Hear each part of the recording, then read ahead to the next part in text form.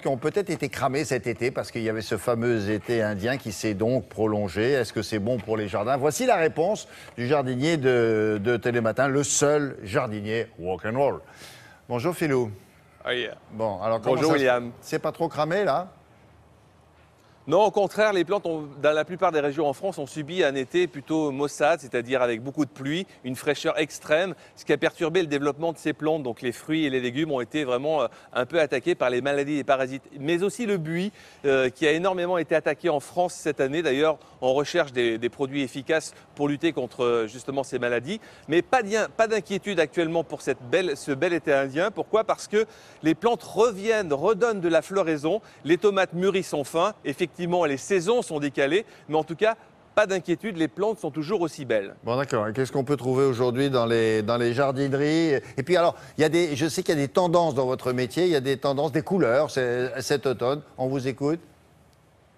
Alors c'est la tendance crème, mais surtout aussi la tendance mauve que l'on retrouve aujourd'hui en jardinerie. C'est une couleur un peu passe-partout avec lesquelles on peut mélanger toutes sortes de tonalités. Alors les vivaces évidemment sont stars, toujours, elles embellissent le jardin d'une année sur l'autre. Pas besoin de réinvestir, elles sont pas chères à l'achat ces fameuses vivaces et ça permet de réussir de très beaux mariages, à la fois dans des mix borders, sur des balcons, dans des rocailles, bref on peut les mettre partout. Je vous en propose quelques-unes pour cet automne. Regardez ces magnifiques phlox, ils mesurent à peu près 50 cm de hauteur. Ils vont fleurir jusqu'aux prochaines gelées. Magnifiques au jardin. Vous avez aussi les campanules qui sont encore en pleine floraison. Regardez ça, ça fait des tapis magnifiques. On peut les mettre aussi dans des murs, dans des rocailles. Et puis vous avez la fameuse Véronique en pleine floraison, fleurs roses, fleurs mauves, tendance violet. Mais l'intérêt, c'est aussi des feuillages persistants en hiver. Il faut penser au feuillage pour cet hiver.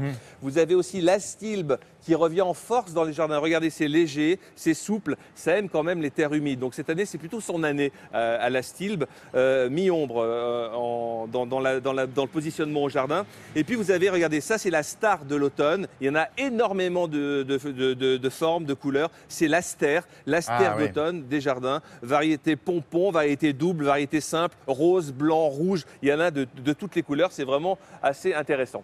Il y a des petits secrets de plantation que vous pourriez nous révéler, puis des petits mariages peut-être à suggérer?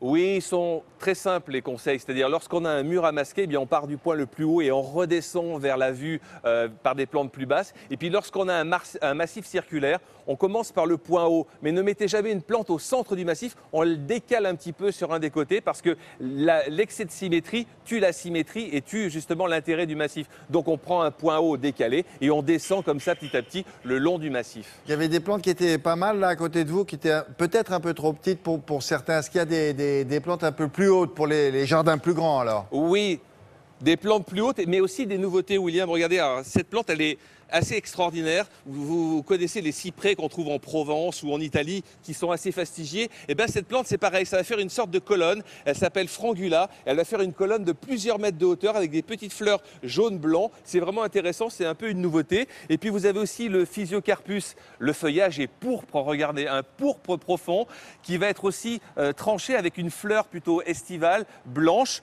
Vous avez aussi, regardez ça, c'est super joli. Ce sont les millepertuis feuilles persistantes, fleurs jaunes. Et regardez le petit fruit à l'automne, oui. Il est blanc, crème, rosé. Et ça, c'est très bien parce que ça va aussi nourrir les oiseaux.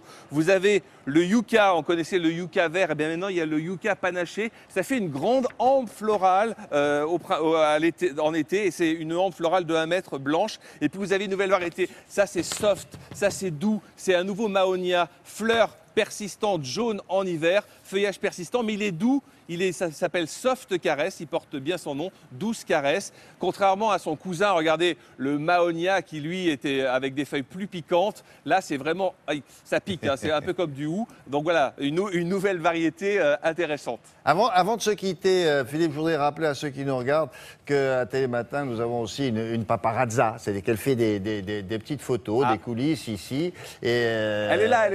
Elle est là, oui. Et puis alors, on en a une ici aussi. Là, oui. Bon, alors, ce qu'il y a, c'est que vous le saviez, certains d'entre vous, et vous avez anticipé en posant des questions sur le Facebook de Télématin. On termine avec ça, c'est une question d'une dame qui habite dans le Nord. Elle nous dit, moi j'adore les plantes méditerranéennes, elle aime l'olivier, elle aime les palmiers. Elle se dit, sauf que chez moi, est-ce que je peux le faire? Est-ce qu'ils ne vont pas crever dans les 15 jours? Eh ben, dans ce cas-là, il faut qu'elle les rentre évidemment dans une pièce plutôt fraîche. L'olivier, il est quand même, vous avez vu, de plus en plus à Paris, par exemple, on peut l'avoir vraiment l'hiver sans aucun problème. Dans le nord, il y a quand même des palmiers. Il faut savoir que plus de 50% des palmiers peuvent résister à un froid intense, notamment le Washingtonia. C'est le palmier que l'on peut planter dans le nord. Donc si vous voulez avoir un palmier dans votre jardin, pas en plein vent, mais protégé contre un mur, vous pouvez essayer ce fameux palmier qu'on appelle Washingtonia. Voilà. Ben, vous avez rendu service à Catherine, une téléspectatrice qui habite dans le Nord, qui nous avait posé cette question. Vous l'embrassez, j'espère qu'elle est rassurée. Merci beaucoup, Philou, à bientôt. N'oubliez pas votre moto. À demain. On va continuer avec... À demain, oui, c'est vrai, pardon. On va continuer avec...